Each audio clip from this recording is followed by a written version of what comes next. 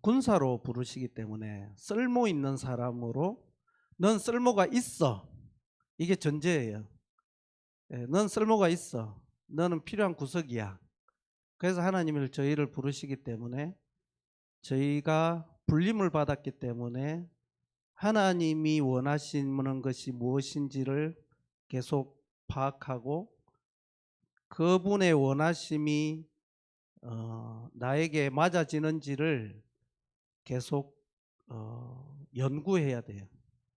나의 이 모습이 하나님이 과연 원하시는 모습일까? 이제 그런 좀 관점에서 새해이기 때문에 특별히 새 메시지의 부담감을 좀 가지고 말씀을 전해 보겠습니다. 여호수아서 1장입니다. 여호수아서 1장 신약 성경 320페이지. 예를 한 4가지 들 겁니다. 여호수아서 1장 1절에 보면은 여호와의 종 모세가 죽은 후에 여호와께서 모세의 수종자 눈의 아들 여호수아에게 말씀하여 이르시되, 이렇게 하면서 요단강을 건너기를 원하시죠. 출애굽을 하고 모세가 이제 죽었기 때문에 그러면서 7절에 보면 참 많이 읽으면 좋겠는데 그럴 수가 없습니다. 6절에 보면 강하고 담대하라. 너는 내가 그들의 조상에게 맹세하여 그들에게 주리라 한 땅을 이 백성에게 차지하게 하리라. 오직 강하고 극히 담대하여 나의 종 모세가 내게 명령한 그 율법을 다 지켜 행하고 우로나 좌로나 치우치지 말라. 그리하면 어디로 가든지 형통하리니. 이렇게 하나님께서 말씀을 하세요. 출애굽을 하고 홍해를 건너서 광야를 지나서 이제 하나님께서 약속한 땅 이스라엘 그 가나안 땅을 들어가게 될 때에 모세는 가지 못하고 여호수아를 통해서 이제 하나님께 들어가실 때에 강하고 담대하기를 주문하시거든요. 그래서 오늘의 말씀의 제목은 강하고 담대하라. 근데 여기에 살짝 사족을 달아서 덧붙이고 싶은 게 뭐냐면 대를 이어 강하고 담대하라. 이게 표현이 좀 맞는지 모르겠지만 다음 세대에 내 아닌 내 다음 타자에게 이 강하고 담대하라고 한 말이 계속 전달되기를 원한다는 겁니다. 전하고 싶은 뜻은 이 말씀하고 똑같은 건데 신명기를 한번 보겠습니다. 신명기 31장 앞으로 넘어가시면 돼요. 신명기 31장에 보면 1절 또 모세가 가서 온 이스라엘에게 이 말씀을 전하여 모세가 이스라엘에게 말씀을 전합니다. 그리고 6절입니다.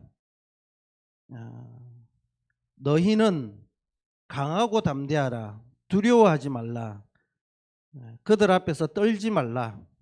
이는 내 하나님 여호와 그가 너와 함께 가시고 결코 너를 떠나지 아니하시며 버리지 아니하실 것임이라. 모세가 여호수아를 불러 온 이스라엘의 목전에서 그에게 이르되, 같이 한번 읽어볼까요? 시작. 너는 강하고 담대하라. 너는 이 백성을 거느리고 여호와께서 그들의 조상에게 주리라고 맹세하신 땅에 들어가서 그들에게 그 땅을 차지하게 하라. 여기까지 했죠. 23절입니다. 31장 23절. 또 여호와께서 또 눈의 아들 여호수아에게 명령하여 이르시되, 너는 이스라엘 자손들을 인도하여 내가 그들에게 맹세한 땅으로 들어가게 하리니 강하고 담대하라. 내가 너와 함께 하리라 하시니. 모세가 이 율법의 말씀을 다 책에 써서 마친 후에 이렇게 되죠. 자, 그리고 다시 여호수아로 넘어오겠습니다. 여호수아 1장 10절입니다. 자, 여기서 이제 모세도 여호수아에게 똑같은 말을 했고 하나님도 여호수아에게 똑같은 말을 했습니다. 여호수아는 그러면 어떻게 했느냐? 1장 10절입니다. 여호수아서 1장 10절.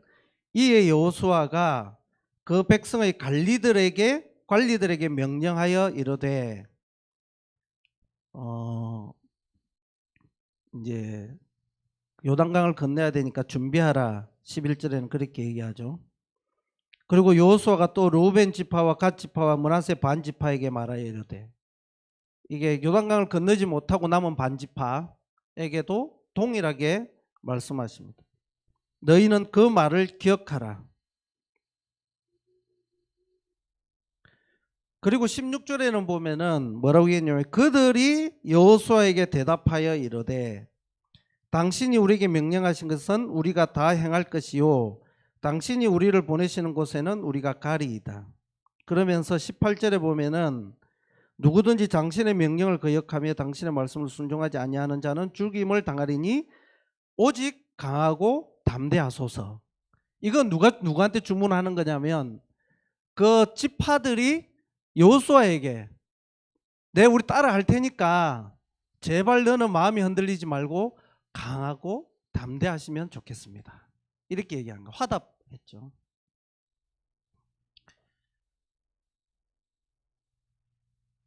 그래서 여호수아가 요단강을 건너서 이제 가나안 땅에 입성하게 됩니다.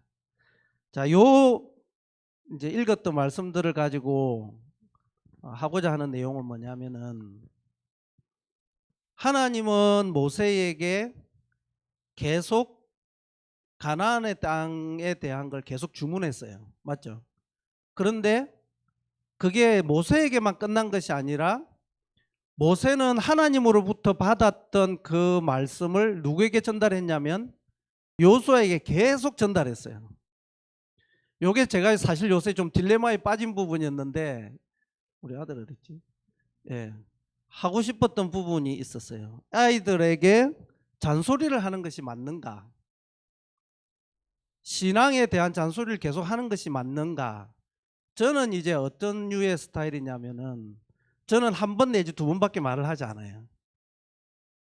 그리고 스스로 하지 않으면 저는 버려요. 약간 그런 스타일이거든요.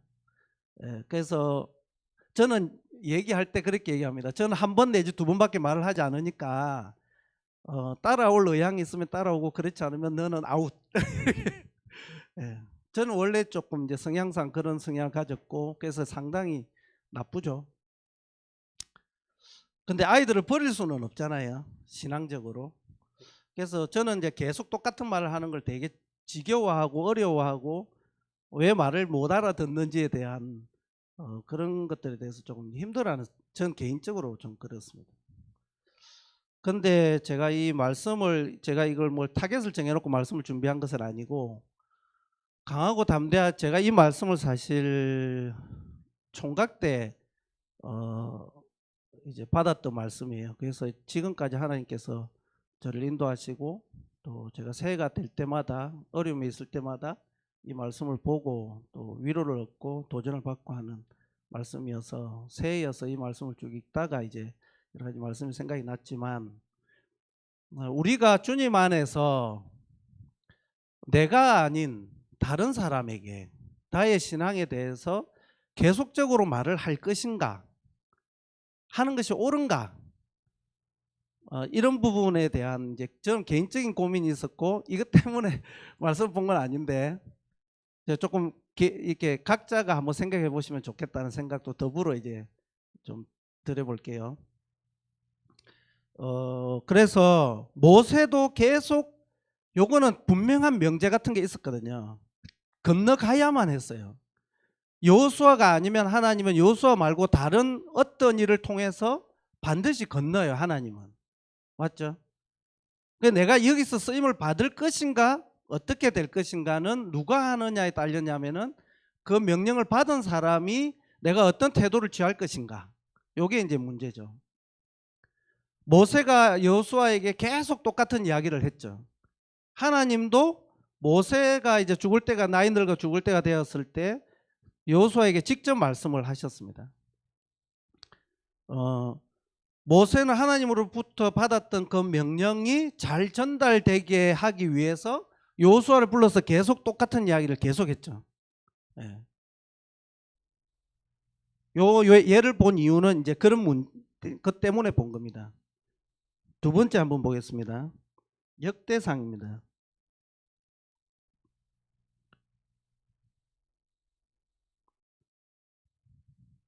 역대상 22장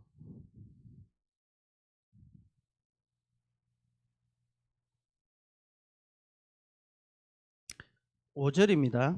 다 못 읽어서 다윗이 이르되 내 아들 솔로몬은 어리고 미숙하고 여호와를 위하여 건축할 성전은 극히 웅장하고 만국의 명성과 영광이 있게 하여야 할지라. 그러므로 내가 이제 그것을 위하여 준비하리라 하고 다윗이 죽기 전에 많이 준비하였더라. 이거는 뭐냐면 다윗이 잘 아시겠지만 다윗 왕이 성전을 건축하기를 원했어요. 자기 죽기 전에. 예, 여호와의 계가 이제 제대로 된 자리에 있기를 원한다. 그래서 이제 다윗이 그토록 원했던 것입니다. 그래서 6절에 보면 다윗이 그의 아들 솔로몬을 불러 이스라엘 하나님 여호와를 위하여 성전 건축하기를 어떻게 해요? 부탁하죠.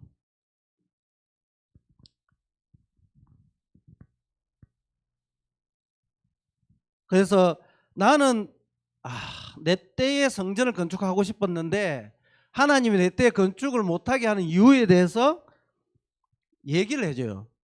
아들한테. 그래서 나는 원했지만 하나님께서 너는 전쟁을 많이 했고 피를 많이 흘렸기 때문에 너 때에는 성전을 건축할 수 없다고 한다, 아들아. 그래서 네가 좀 해줘야겠다. 그래서 11절에 보면 이제 내 아들아 여호와께서 너와 함께 하시기를 원하며 네가 또 형통하고 여호와께서 네게 대하여 말씀하신 대로 내 하나님 여호와의 성전을 건축하며, 그 다음에 13절에 보면은 그때 네가 만일 여호와께서 모세를 통하여 이스라엘에게 명령하신 모든 규례와 법도를 삼가 행하면 형통하리니 강하고 담대하여 두려워하지 말고 놀라지 말지어다. 뭔 말입니까? 해야 되니까 마음을 단단히 먹어라 이 말입니다. 예. 해야 된다. 해야 되니까 마음을 이제 강하게 먹어라. 이게 이제 아들에게 전해지는 이야기죠.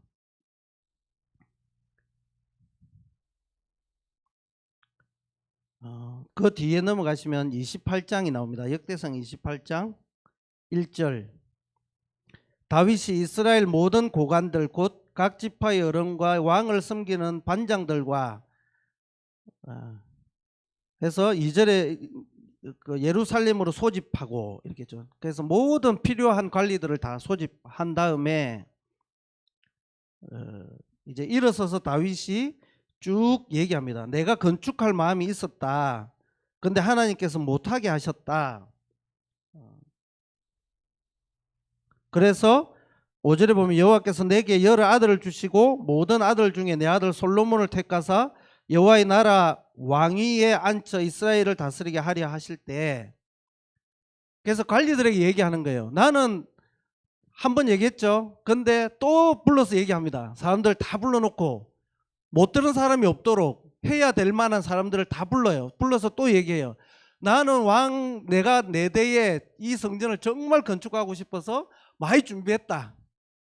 그런데 하나님 허락지 않으신다. 관리들 잘 들어주세요. 그래서 내 아들을 하나님께서 주셨는데 그 중에 한 사람을 택해 주셨어요. 그 아들이 솔로몬입니다.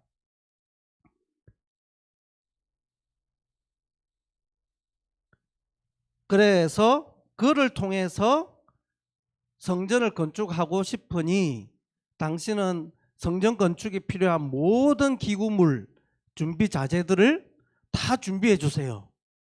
이게 이제 관리들을 불러놓고 했던 이야기입니다. 그리고 20절에 보면은 또 그의 아들 솔로몬에게 이르되, 벌써 몇 번째입니까? 솔로몬에게 이르되 너는 강하고 담대하게 이 일을 행하라. 두려워하지 말며 놀라지 말라. 네가 여호와의 성전 공사의 모든 일을 마치기까지 여호와 하나님 나의 하나님이 너와 함께 계시사 네게서 떠나지 아니하시고 너를 버리지 아니하시리라. 몇 번째 얘기하죠. 그래서 계속 얘기해야 된다는 답이 나왔어요. 계속 얘기해야 돼요. 신앙은 전달되는 겁니다. 믿음은 들음에서 나고. 제가 정말 말을 안 듣게 컸거든요. 근데 제가 크니까 뭐가 생각나냐면은 제 어머니 잔소리가 계속 생각이 나는 거예요. 그래서 막 흐트러지다가도 이제 또 마음을 다잡게 되고 그렇게 되더라고요. 그래서 이것저것 말씀을 준비하면서 생각이 났어요. 그래서 우리가 다음 세대에게 정말 필요한 것, 이거는 정말 하나님께서 하고 싶었던 거고 다윗이 하나님을 향해서 하고 싶었던 건데 이거를 하나님께 허락하셨죠. 그래서 누군가가 해야 되는 거죠. 이건 분명한 전제가 깔려 있는 거예요. 그래서 이런 일들을 할 때는 본인이 첫 번째 자기가 강하고 담대해야 돼요. 자기가 본인이 강하고 담대. 여러분 모두가 강하고 담대해야 돼요. 하나님께서 나중에도 말씀드리겠지만 하나님께서 나와 함께 하시고 내 신앙에 하나님께서 하나님이 변함없으시다는 사실, 이 사실에 대한 강하고 담대함이 있어야 돼요. 그래야지 그걸 그대로 전달하겠죠. 다윗도 그랬고 모세도 그랬고 담대함이 있었기 때문에 그것을 그대로 전달된 겁니다. 세 번째 한번 보겠습니다. 세 번째. 앞으로 살짝 가시면은 사무엘상, 이제 좋지 않은 예 두 가지가 나옵니다.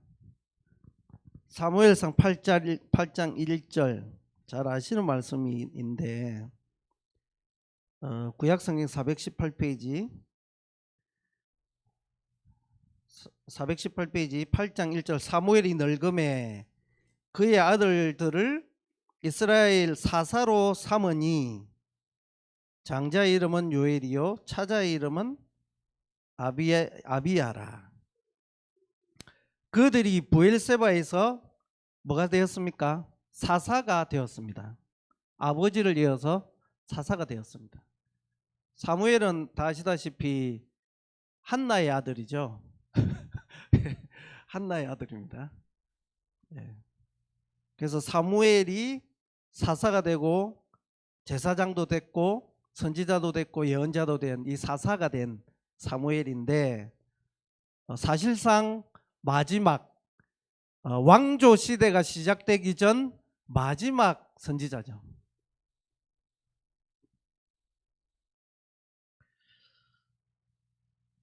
그런데 보면요 3절에 그의 아들들이 자기 아버지의 행위를 어떻게 했다고요? 따르지 아니하고 이익을 따라 뇌물을 받고 판결을 굽게 하니라. 이스라엘 모든 장로가 모여 라마에 있는 사무엘에게 가서, 라마라는 지역에 사무엘이 있었어요. 그래서 장로들이 모두 다 간 거예요. 가서 찾아갔어요. 따지러. 뭐라고 따지냐? 그에게 이르되 보소서 당신은 늙고 당신의 아들들은 당신의 행위를 따르지 아니하니 모든 나라와 같이 우리에게 왕을 세워 우리를 다스리게 하소서 한지라. 요때에 다른 나라들은 왕이 있었거든요. 근데 이스라엘만 신정정치를 했단 말이에요. 그러니까 가만 보니까 다른 나라에는 왕이 있으니까 뭔가 체계적으로 잘 되는 것 같아. 근데 하나님은 하나님께서 직접 통치를 하시고 싶어 하셨거든요. 그래서 사람 위에 사람이 군림하지 못하도록 그걸 되게 이어 오신 거예요. 누구를 통해서? 사사들을 통해서. 근데 그렇다면은 이 사사들은 어떤 그 책임감을 가지고 있어야 되죠? 하나님의 신정정치에 대한 단단한 마음을 먹고 강하고 담대한 마음이 있었어야 되는 거죠.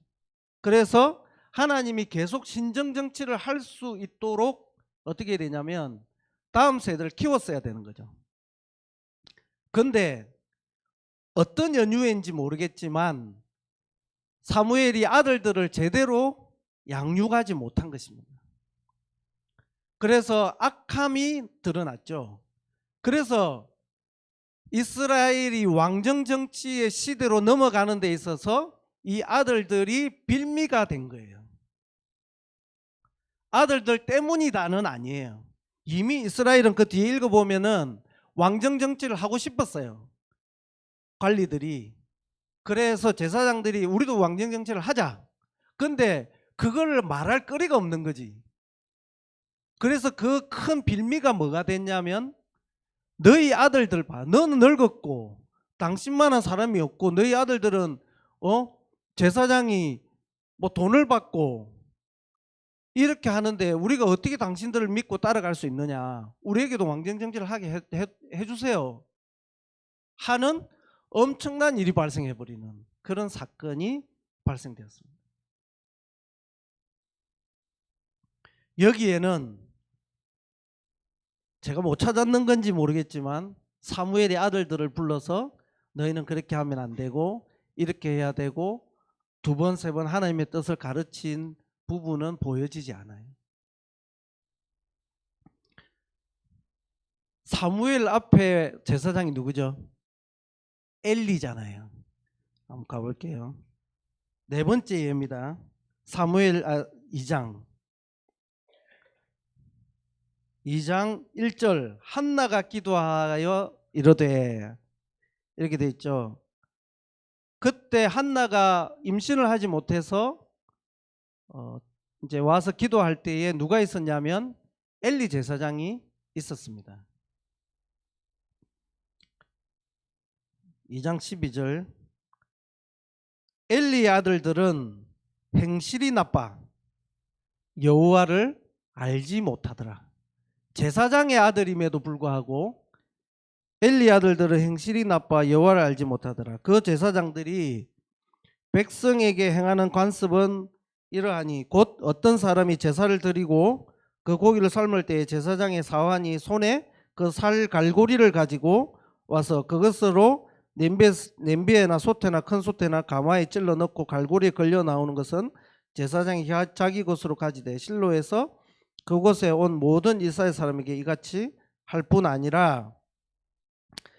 그러니까 제사장이 엉망을 드리는 거예요. 고기 푹 찔러서 삼지창으로 찔러서 걸려 나오는 건 자기가 먹어버리는 거예요. 제사 드리러 온 고기를.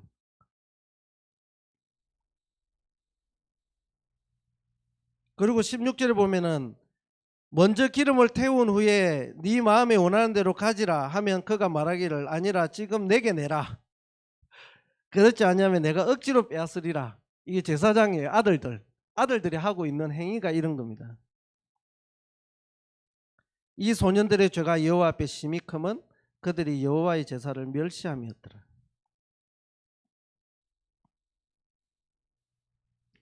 22절입니다. 엘리가 매우 늙었더니 그의 아들들이 온 이스라엘에 행한 모든 일과 회막문에서 수종되는 여인들과 동침하였음을 듣고.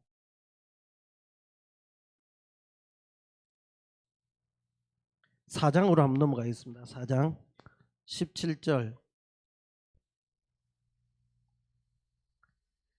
소식을 전하는 자가 대답하여 이르되 이스라엘이 블레셋 사람들 앞에서 도망하였고 백성 중에는 큰 살육이 있었고 당신의 두 아들 홈리와 비느하스도 죽임을 당하였고 하나님의 괴는 빼앗겼나이다.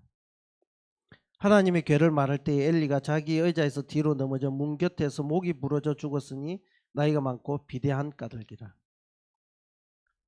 이게 무슨 내용이냐면 그렇게 엉망일 때 블레셋이 이스라엘을 침략해서 하나님의 괴를 가져갑니다. 그때 이제 제사장이 가야 되기 때문에 갔다가 거기서 죽임을 당하죠. 두 아들이. 그리고 엘리도 이제 그 소식을 듣고 죽죠. 그 다음에 며느리도 아이를 놓다가 죽습니다. 이제 네 가지 예를 들었는데 이상하게 엘리와 사무엘은 닮은 듯 안 닮은 듯 닮았죠. 예. 이제 이거는 제가 든 생각인데 엘리에게서 배워서 그럴까? 예. 아이를 제대로 키우지 못하는 제사장이 제사장으로서 다음 세대를 이어주는 것을 못 배운 까닭일까? 그 생각을 잠시 하게 되었습니다. 여기 보면은 앞에 두 가지 예하고 뒤에 두 가지 예가 나오는데 약간 다르긴 합니다. 뭐냐 하면 첫 번째 두 가지는 이스라엘이 가나안으로 반드시 가야 하는 큰, 아까도 말씀드렸지만 전제가 있는 거대한 사건이고, 성전이 반드시 건축되어야 되는 그런 사건이기도 하죠. 그래서 이거는 누가 봐도 중요한 사건이기는 해요. 그리고 제사장이 주님을 섬기는 것은 어찌 보면 일상적인 삶이죠. 그래서 이것을 두 개로 상대 비교하기로는 조금 무리수가 있다고 본다 하더라도 우리가 살아가는 삶 자체가 신앙을 전달한다는 부분에서 보면 우리는 이 교회를 반드시 어떻게 해야 된다고요? 사수해야 되거든요. 이어가야 할 우리가 우리 마음에 뭐가 있어야 되냐면 꼭 이 교회는 주님 안에서 다음 세대에게 넘겨져야 한다는 분명함을 우리는 가지고 있어야 되는 거예요. 그런 의미로 보자면 크게 다르지 않다는 거죠.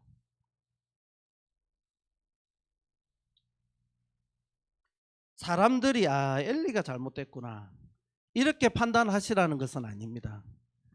사무엘 그 사람이 그럴 줄 몰랐네, 이렇게 판단하시라는 것은 아니에요.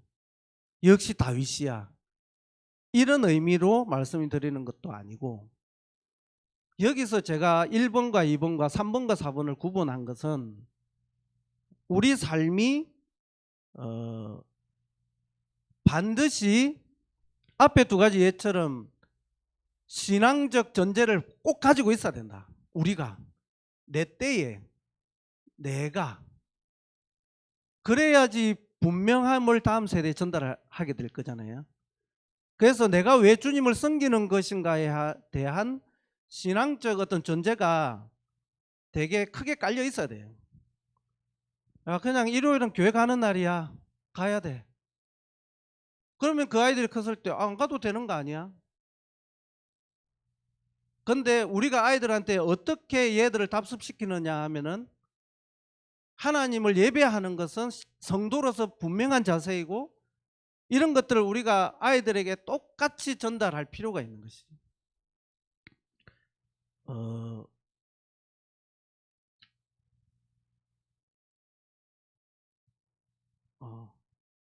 아까 하나 못 본 게 있는데 한번 볼게요. 역대하입니다. 역대하 6장.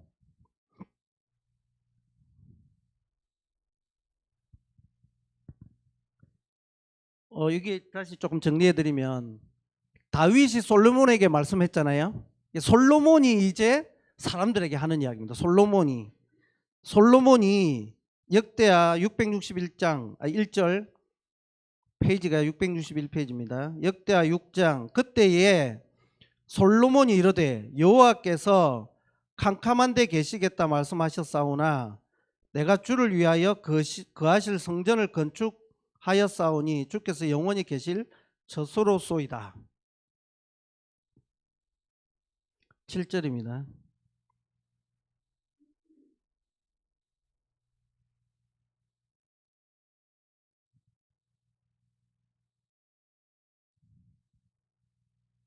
내 아버지 다윗이 이스라엘 하나님 여호와의 이름을 위하여 성전을 건축할 마음이 있었더니 여호와께서 내 아버지 다윗에게 이르시되 내가 내 이름을 위하여 성전을 건축할 마음이 있으니 이 마음을 내게 있는 것이 좋도다. 그러나 너는 그 성전을 건축하지 못할 것이요 내 허리에서 나올 내 아들 그가 내 이름을 위하여 성전을 건축하리라 하시더니 이제 여호와께서 말씀하신 대로 이루셨도다. 데자뷰가 있죠. 다윗이 그토록 했던 그 단어들이 똑같이 아들이 하고 있죠. 다윗과 솔로몬은 닮았죠.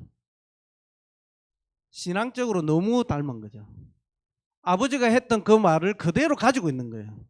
그 신앙을 왜 원하는지 그걸 토시를 안 틀리고 아들이 그 관리들에게 정확하게 얘기하는 것입니다. 하나님께 그대로 얘기하는 거죠. 우리 아버지는 성전을 건축하고 싶었는데 하나님께서 너는 피를 많이 흘려서 안 된다고 했다. 그래서 나에게 하나님께서 이 건축할 일을 주셨다. 이걸 그대로 다윗이 했던 이야기를 솔로몬이 그대로 하고 있는 것이죠.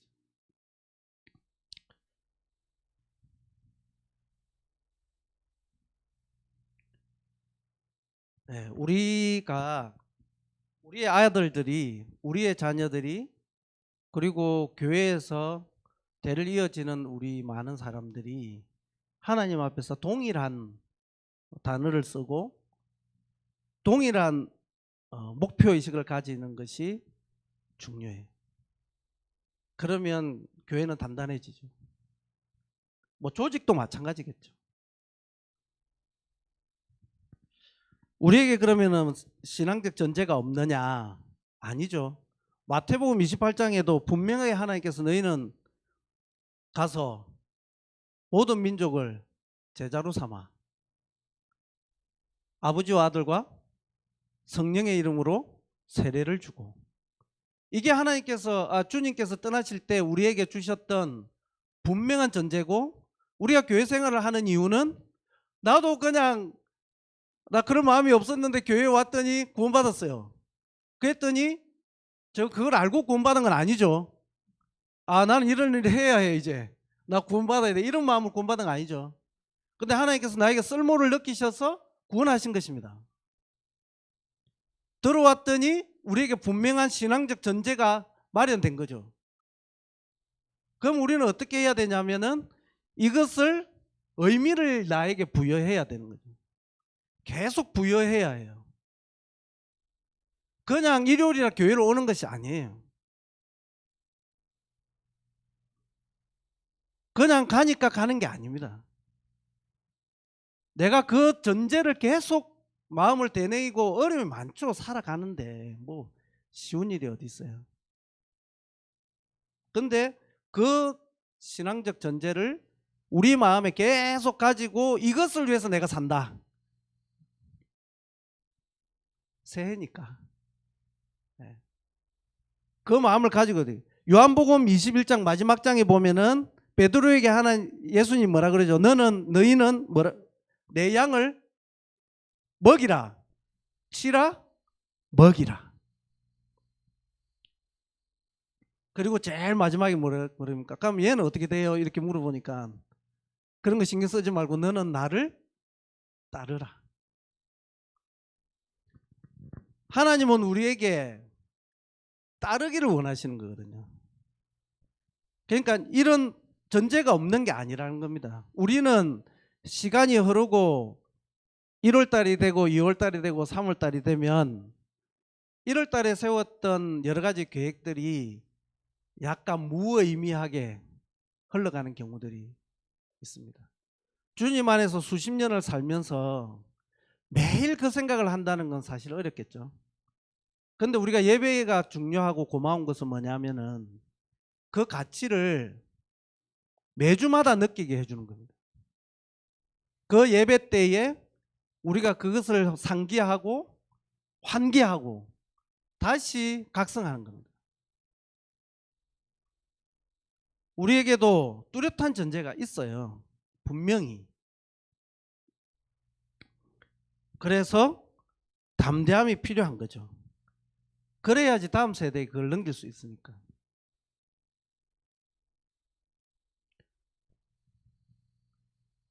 누가복음을 한번 보겠습니다. 누가복음 12장 4절 5절입니다. 신약성경 114페이지. 아닌가? 12장.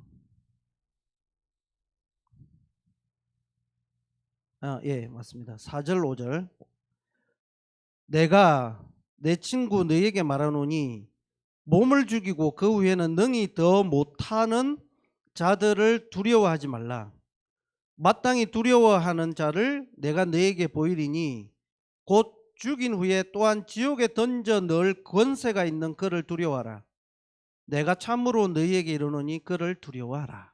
이게 동일한 말씀이 마태복음 10장 28절에 나와요. 다른 말씀에도 있습니다. 그러니까 두려움이라는 단어를 가지고 얘기를 해보자면 어찌 보면 담대함의 반대가 두려움이겠죠. 근데 우리는 두려움의 대상을 잘 찾아야 돼요. 우리가 살다 보면 환경이 두렵거든요. 사람이 두려울 때도 있고. 그런데 우리의 두려움의 포인트를 찾아야 돼요. 누구를 두려워할 것이냐. 우리는 두려워해야 되거든요. 누구에게는 강해야 되고 누구에게는 두려워해야 되는데, 강하는 것은 세상이고 두려워해야 할 것은 누구냐면 하나님이십니다. 능히 죽이지 못하는 사람을 두려워하지 말고 지옥에 보낼 권세가 있는 하나님을 두려워해야 되는 것입니다. 가나안을 정탐하라고 보냈잖아요. 10명은 뭘 두려워했죠? 환경을 두려워했죠.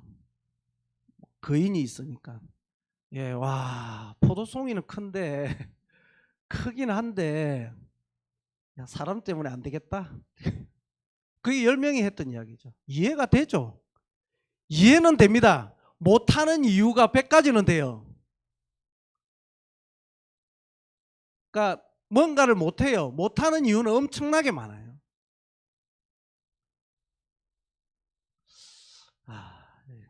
좀 힘들어지죠. 이렇게. 아무튼 그렇습니다. 그래서 우리가 누구를 두려워할 것인가, 이게 실제 세상을 담대하게 살 수 있는 어떤 요소입니다. 그래서 내가 어디를 두려워하고 있는지를 한번 생각해 보면 강하고 담대해질 수 있을 것 같죠. 하나님은 요한복음 14장 6절에 뭐라겠습니까? 내가 곧 진리요 길이요 생명이다 그랬습니다. 신앙이라는 것은 뭐냐면은 하나님을 믿는 거잖아요. 나에게 내가 기준이고 하나님을 내 원하는 기도에 끌어들이는 것은 뭐죠? 이건 신앙이 아니죠. 그냥 종교죠. 그냥 구함입니다. 내가 원하는 대로 해주세요. 하나님이 길이, 하나님이 옳은 것이거든요. 하나님은 옳다. 그분은 길이다. 그래서 하나님에게 우리를 맞추는 것입니다. 누구에게 나를 맞춘다는 것은 어떤 일입니까? 상당히 힘든 일이에요. 거기에 뭐가 필요하냐면 수고와 노력이 필요한 것이죠. 자기를 깎는 수고가 필요한 것이죠. 그런데 사람들은 수고라는 자체를 하기 싫어해. 수고 없는 대가는 없잖아요. 하나님이 기준이에요. 그래서 우리가 하나님 앞에 전제를 깔고 거기에 맞추는 것입니다. 나를.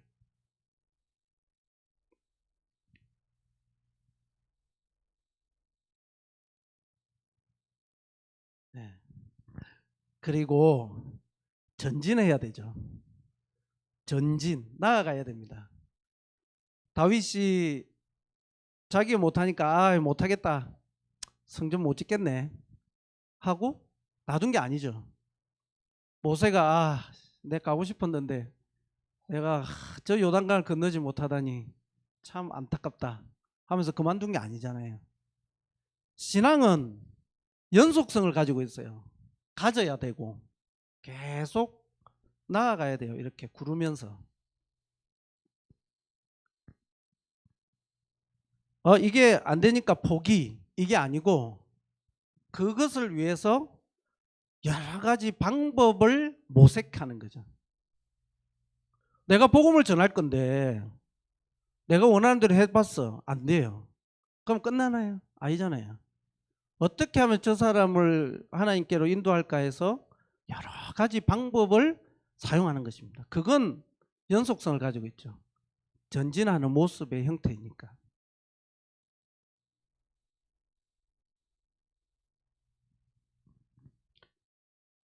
강하고 담대해야 되는 이유에 대해서 여러 가지 설명드리는 겁니다.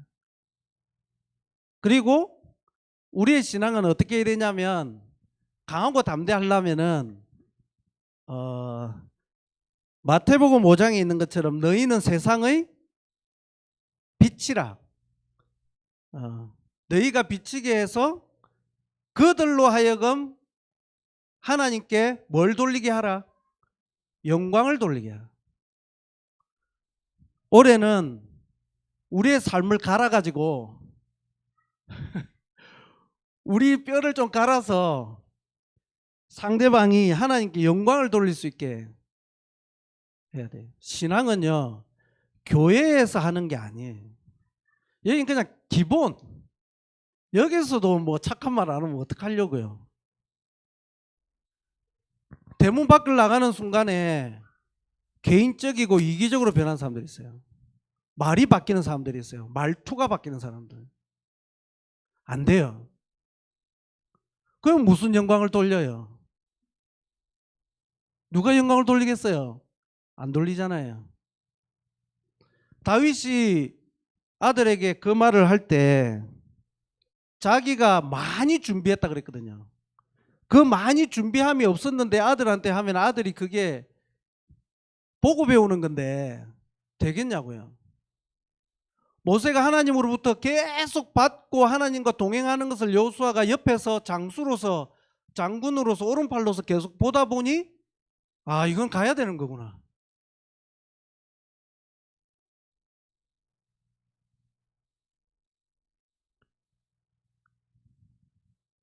네, 할 수 있습니다. 할 수 있어요. 안 되는 게 어디 있어요, 세상에. 하나님께서 허락하시는데 할 수 있습니다. 포기하지 마세요. 하나님 앞에서 꾸는 꿈을 포기하지 마세요. 지금 우리의 사는 한계는 누가 정한 거냐면 하나님이 정한 게 아니에요. 그렇지 않아요? 하나님이 너는 그만큼만 살아. 그러면 능력 하나님이 아니시죠. 누가 정한 거냐? 내가 정한 거예요. 내 마음의 생각과 내 마음의 행동이 내 현 주소를 만들어 놓은 거예요. 그런데 하나님이 거기서 최선을 다해서 도와주고 계시거든요. 하나님께서 하실 일이 있고 사람이 할 일이 있는 거예요. 내가 발버둥을 치면 하나님께서 올라갈 수 있도록 받쳐주는 거예요. 우리가 주님 안에서 열심을 내고 이게 단순히 교회 열심히 나오라는 이야기가 아니에요.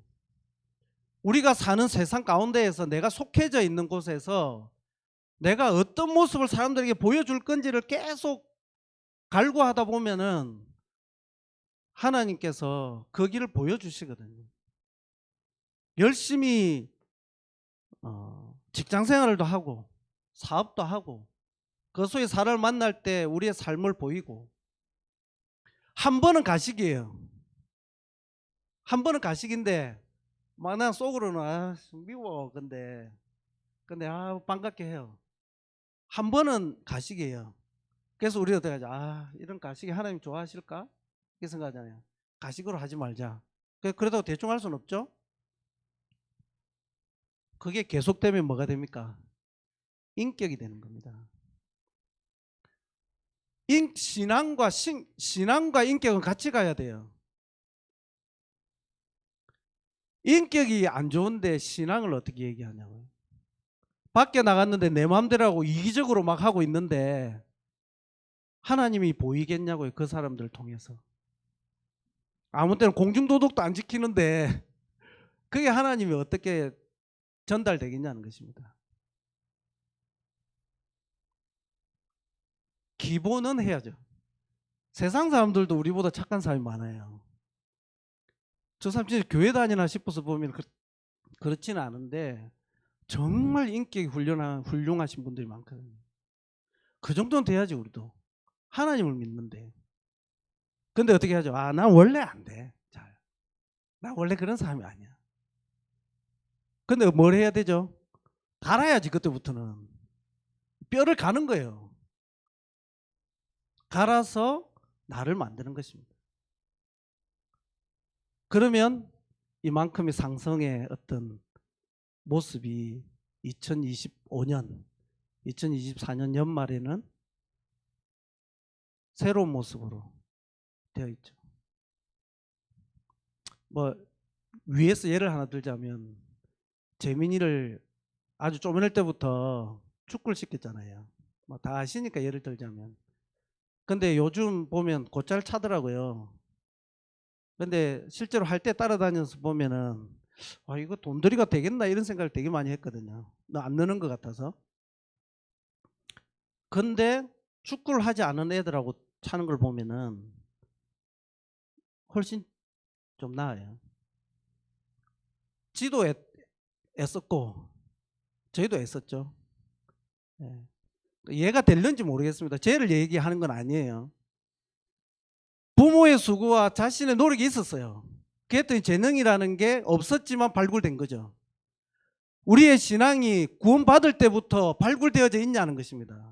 하나님이 있는 모습 그대로 오라 했는데 올 때면 담배도 때우고 술도 먹고 있었는데 그게 바로 어떻게 처음부터 돼 있냐고요. 안 되잖아요. 뭘 하는 것입니까? 하나님께서 원하지 않는 모습들은 어떻게 해나가는 거예요? 하나씩 버려가는 것입니다. 그게 자기를 가는 거예요. 좋아하잖아요. 그런데 안 하는 것입니다. 그러면서 성화되는 것이죠. 하나님께서는 두려움으로 구원을 이루라. 하나님 앞에 더욱 접근해라. 할 수 있어요. 큰일 났습니다. 저도 이제 이렇게 얘기해 놓고 이제 하면서 두렵네 막. 니나 잘해. 그래서 강하고 담대해야 되는데 이거 점점 강하게 담대하게 안 되는데 이거. 시편 81편 10절에 보면은 나는 너를 애굽 땅에서 인도하여 낸 여호와 내 하나님이니 너의 입을 크게 열라 내가 채우리라. 입을 크게 열면 됩니다. 네, 말씀 여기까지 준비했는데 우리가 이제 새해를 좀 시작하니까 이것저것 좀 고민을 하면서 말씀을 준비했어요. 강하고 담대하게 주님을 섬겨가면 좋겠고 강하고 담대하려면 우리의 삶이 드러나는 삶이면 좋겠다 싶어서 말씀드린 겁니다. 그래서 좀 성도로서 누가 봐도 성도다운 누가 봐도 저 사람 교회 다니는 사람 최소 그 정도는 돼야 되지 않을까. 그래서 그게 어려우면 갈아야죠. 예. 힘들지만 노력하는 모습이 하나님 앞에서 우리 아이들이 기다가 뛰려고 걸으려고 할 때 자빠지고 하잖아요. 그 모습을 부모는 안타깝지만 허무하게 보거든요. 그래서 하나님께서 주님 앞에 다가가려고 하는 저희들의 발버둥을 하나님 허무하게 보시고 얼마든지 도와주실 거란 생각이 듭니다. 새해도 교회를 위해서 개인의 어떤 인격적 신앙적 성장을 위해서 계속 강하고 담대하게 그래서 우리의 신앙이 다음 세대에 반드시 전달될 수 있도록 그런 한 해가 되었으면 좋겠습니다. 네, 기도하겠습니다. 아버지 하나님 은혜를 감사합니다. 또 하나님의 말씀을 같이 나누었는데 각 성도들에게 필요한 말씀을 허락해 주시기를 원합니다. 그래서 하나님을 더욱 열심히 섬겨갈 수 있도록 은혜를 베풀어 주시기를 원합니다. 말씀을 주심을 감사드립니다. 우리 주 예수 그리스도의 이름으로 감사하며 기도드립니다.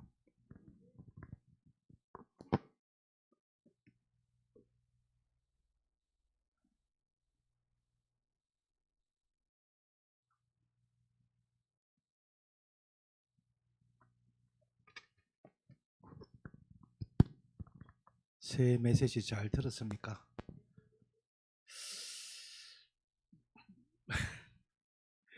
들으면서 저는 뼈를 얼마큼 깎아야 되겠어요?